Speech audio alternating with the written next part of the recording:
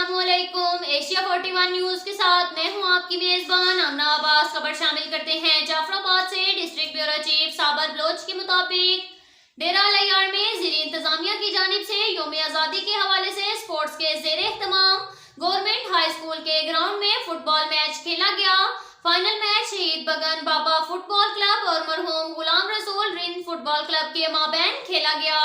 मरहूम गुलाम रसूल रिंद क्लब ने गोल करके फाइनल मैच जीतकर विनर ट्रॉफी अपने नाम कर ली। यौम आज़ादी फुटबॉल फाइनल मैच के मेहमान खास मोहसिन हसन जमाली थे। फाइनल मैच देखने के लिए शयाकीन की कसीर तादाद ने शिरकत की। मेहमान खास मोहसिन हसन जमाली और स्पोर्ट्स ऑफिसर आशिक अली चन्ना ने खिलाड़ियों में ट्रॉफी और दीगर इनामात तकसीम किए। इस मौका पर मोहसिन हसन जमाली, आशिक अली चन्ना और दीगर का कहना था कि खेल एक सेहतमंद मुआशरे को तश्कील देता है।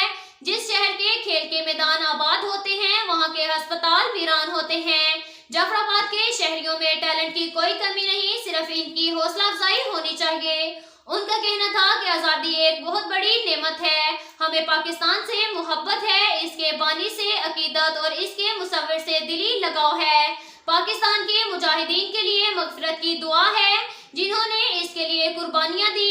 कुदरत ने पाकिस्तान को हर नेमत से नवाजा है। यौम आज़ादी हर साल इसी अहद की तजदीद करवाता है कि इस मुल्क की हिफाजत करे। अब तक के लिए इतना ही काफी है। मिलते हैं अगले बुलेटिन में, हमारे साथ रहिएगा। अल्लाह हाफिज।